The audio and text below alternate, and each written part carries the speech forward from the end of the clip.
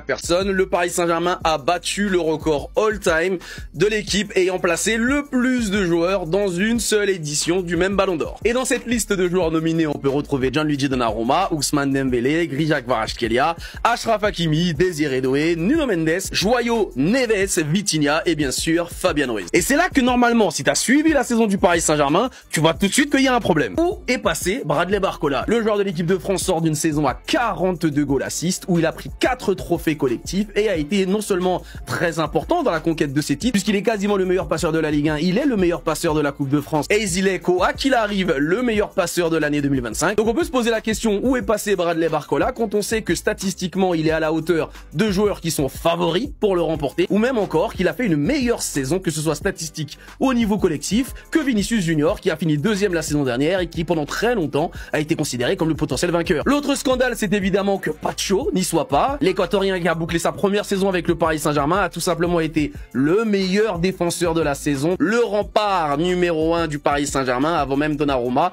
Il fallait d'abord se taper Pacho. Et ça, tous les attaquants qui ont affronté le Paris Saint-Germain cette saison l'ont senti passer. Et c'est encore plus vérifiable dans le seul trophée que le PSG n'a pas remporté cette saison. Il aura simplement fallu que Pacho soit suspendu à cause de son carton rouge face au Bayern Munich pour que le Paris Saint-Germain ne remporte pas son 5e trophée de la saison. Donc au-delà du manque de respect évident pour Pacho et pour Bradley Barcola, on constate que c'est surtout le Paris Saint-Germain qui se fait manquer de respect là dans cette histoire. Oui, probablement que le Paris Saint-Germain va remporter le titre de la meilleure équipe de la saison. D'ailleurs, depuis 2021 et l'inauguration de ce trophée, c'est la première fois que le Real Madrid ne figure pas parmi les 5 favoris. Je pense que je n'ai pas besoin de faire de commentaires, vous savez déjà où je veux revenir. Oui, Luis Enrique va probablement être élu meilleur entraîneur de la saison. Donnarumma va sûrement remporter le trophée Yashin. Le Ballon d'Or est promis à Ousmane Dembélé, tout comme le Ballon d'Or africain promis à Achraf Hakimi. Désiré Doué, quant à lui, devrait remporter le Golden Boy. Et oui, en plaçant 9 joueurs, le Paris Saint-Germain a déjà battu un record. Mais je suis désolé, si tu mérites de figurer parmi les 30, tu dois y être. Et ce, même si 9 de tes partenaires y sont déjà. En tout cas, tout s'est passé comme prévu. Je me rappelle encore en mars dernier quand je vous parlais du fait que potentiellement le PSG allait battre ce record. Le record est désormais battu. Un de plus cette saison pour le Paris Saint-Germain, qui rentre son nom encore un peu plus dans la légende et qui fait de ce Paris Saint-Germain 2024-2025 une équipe encore plus légendaire qu'elle ne l'est déjà. Oh la trahison, Pedri vient littéralement de trahir tout le FC Barcelone et surtout Lamine Yamal. Lamine Yamal est pour beaucoup l'un des plus gros prétendants au Ballon d'Or cette saison et Pedri a donné son avis sur le Ballon d'Or et ce qu'il a dit c'est pas du tout ce qu'on aurait pu imaginer. Alors oui, Ousmane Dembélé a joué au FC Barcelone mais il n'y joue plus. Et regardez ce qu'il a dit, Ousmane Dembélé est un joueur avec un potentiel énorme. Il joue des 2 pieds, je ne sais même pas de quel pied il est, s'il est gaucher ou droitier. Il a marqué beaucoup de buts cette saison. Mais il faut qu'il dise directement, si pour lui le Ballon d'Or c'est Dembélé, il peut le dire directement parce que là ce qu'il dit pour moi c'est clairement Ousmane Dembélé mérite le Ballon d'Or, mais je peux pas le dire parce que j'ai Lamine Yamal dans mon club, mais en vérité Ousmane c'est mon pote et il mérite le Ballon d'Or. Il pourrait l'avoir que je serais pas choqué. Alors je sais les premiers degrés vont me dire mais oui mais qu'est-ce que tu veux qu'ils disent, il parle juste du joueur, il est pas non plus en train de dire qu'il mérite le Ballon d'Or, il dit des choses basiques, oui. Mais je dis ce que je veux aussi. Pour moi, dire ça quand tu joues au FC Barcelone alors que t'as Lamine Yamal dans ton équipe et tu sais que les voix vont être peut-être divisées entre les deux, dire ça, c'est pas ouf. Il aurait pu dire, je préfère ne pas parler. Oui, c'est un bon joueur, c'est un ancien coéquipier, mais Lamine Yamal devrait être Ballon d'Or, tu vois. Mais nous, on prend tous les jours ce genre de sortie. Mais en attendant, allez Paris. Et voilà, c'est reparti. Les polémiques et les propagandes autour du Ballon d'Or reprennent. Déjà, on a Cristiano Ronaldo hier qui a totalement ignoré une question sur le Ballon d'Or, tout en qualifiant le Ballon d'Or comme étant fictif. Écoutez. Cher Ballon d'Or, hoje sabemos que há 3 portugueses. Fictif. Il veut plus rien savoir, il veut même plus donner du crédit à ce trophée. Le Ballon d'Or est fictif, il a raison, il a tort, dites-moi ça en commentaire. Niveau propagande, ça reprend du côté du Paris Saint-Germain et cette fois-ci c'est Vitinha qui fait les éloges d'Ousmane Dembélé. Il dit pour lui le Ballon d'Or le plus méritant c'est Ousmane Dembélé. C'est l'homme qui nous a amené jusqu'au titre. Et comme c'est une guerre à distance, il y a Pedri aussi de son côté qui a dégainé l'éloge. Et cette fois-ci lui il n'arrive pas à trancher entre Lamine Yamal et Ousmane Dembélé. Je rappelle que les deux sont ses amis. Il dit je pense que les deux ont fait une saison incroyable. Je joue avec Lamine Yamal depuis plusieurs années. Il est incroyable dans le 1 contre 1. Il fait des dribbles qui paraissent faciles comme s'il n'y avait personne en face de lui. Ousmane Dembélé a un gros potentiel. Il est bon des 2 pieds. Je ne sais toujours pas s'il est droitier ou gaucher. Bien placé ça. Et il a marqué beaucoup de buts cette année. Maintenant c'est quoi ton choix mon ami? Tu nous fatigues là. Fais plus Ousmane Dembélé ou Lamine Yamal. Tout ce discours là pour rien dire. Bref, en tout cas du côté du FC Barcelone, il y a du nouveau. Ter Stegen a finalement cédé. Lui qui voulait pas que le FC Barcelone envoie le rapport médical à la Liga. Et bah là il a accepté finalement. Et d'ailleurs là comme vous pouvez le voir, les numéros ont été mis à jour et Ter Stegen n'a plus de numéro au Barça. Et Cubarsí lui va récupérer le numéro 5 laissé par Inigo Martinez. T'es pas nominé au Ballon d'Or, tu penses quoi? Écoutez bien, hein. T'es pas nominé au Ballon d'Or, il dit que c'est un trophée fictif. Il y en a qui vont relayer cette information-là de ce mec-là. Je ne sais même pas pourquoi vous l'appelez GOAT même, parce que je ne sais même pas ce qu'il a fait. On est tous d'accord ici que Messi aurait dû prendre au moins 12-13 ballons d'or. Parce que c'est même Cristiano Ronaldo là, les frères. Regardez, hein, en 2015, le soulier d'or est meilleur que le ballon d'or. Résultat, Messi. Ensuite, en 2018, je vais être le joueur avec le plus de ballons d'or de l'histoire. Alors, en 2025, le ballon d'or est fictif. Messi. On revient encore un peu plus en arrière. En 2007, le ballon d'or est la meilleure des récompenses possibles. En 2011, le soulier d'or est le meilleur que le ballon d'or. En 2021, The Best est meilleur que le ballon d'or. Et maintenant, en 2024, je ne crois plus en ces récompenses.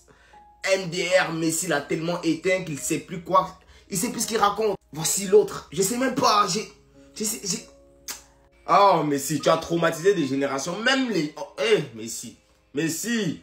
On l'a vu, CR7 n'a pas été nominé au top 30 Ballon d'Or et c'est entièrement normal, mais je me suis posé une question. Si Messi avait fait exactement la même saison que CR7, est-ce que Messi serait dans le top 30? Mettez votre réponse dans les commentaires. Parce que pour rappel, Ronaldo, c'est 45 matchs pour 43 buts, 5 passes décisives, meilleur buteur de la Saudi Pro League. C'est là où ça devient intéressant, meilleur buteur de la Ligue des Nations, vainqueur de la Ligue des Nations, en marquant quasiment à tous les matchs, dont un but en demi-finale contre l'Allemagne et un but en finale contre l'Espagne. Moi, même si je suis un pro CR7, je reste objectif. CR7 méritait pas d'être dans le top 30 Ballon d'Or et si Messi avait fait la même saison, pareil, les deux méritaient pas. Et je pense que si Messi avait fait la même campagne de Ligue des Nations que CR7, il aurait été dans le top 30 des Ballons d'Or. Parce que s'il avait gagné la Ligue des Nations en battant l'Allemagne, l'Espagne en finale, en marquant en finale contre l'équipe de Yamal. On parle de Yamal, un mec qui a quasiment traumatisé toutes les équipes qu'il a affrontées cette saison. On parlait même de lui pour gagner le Ballon d'Or s'il gagnait la Ligue des Nations. Donc venez pas dire que cette compétition ne sert à rien. Bah, moi je pense qu'on aurait vu Messi dans le top 30 du Ballon d'Or. Bien sûr, il n'aurait pas gagné parce que ça va être Dembélé. Ça aurait suffi pour être dans le top 30 parce qu'il aurait battu l'Allemagne, l'Espagne, marqué à tous les matchs, battu des mecs comme Yamal. Les gens auraient dit mais c'est Messi, il a une aura exceptionnelle, encore à son âge, il fait des choses exceptionnelles.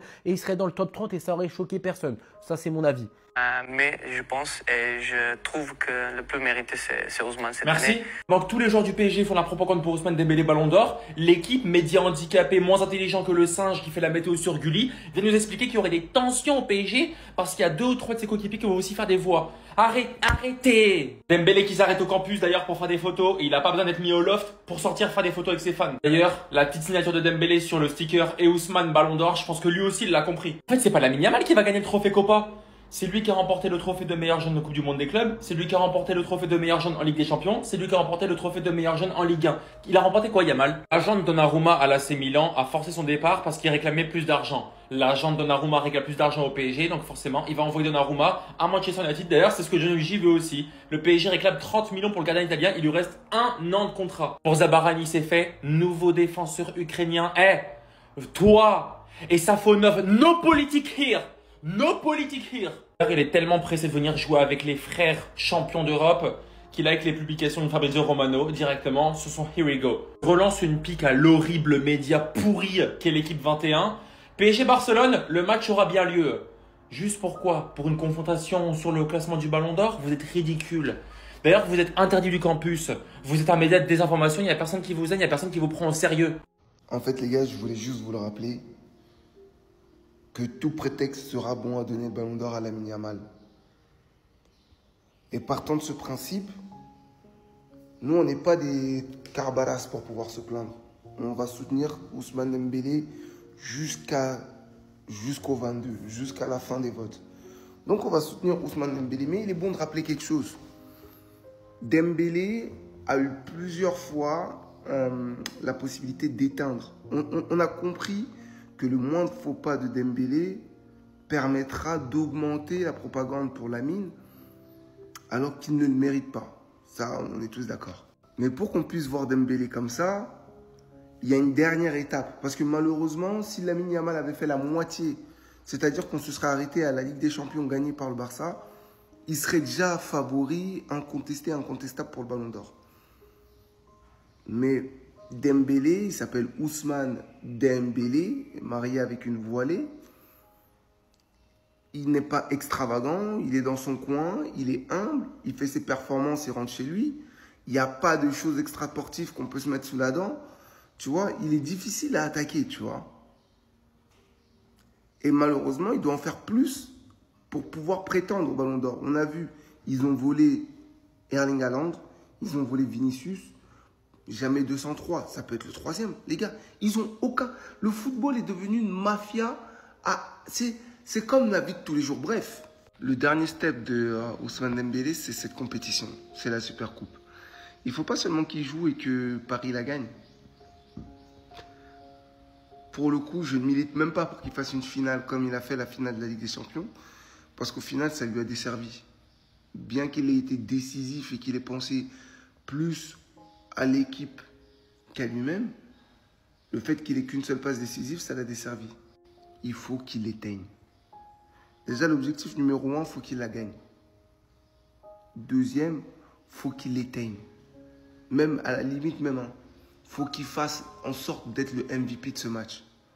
Parce que les gars, si on rate le coach sur ce match, Paris, oubliez Dembélé Ballon d'Or. Je dis pas ça parce que j'y crois pas.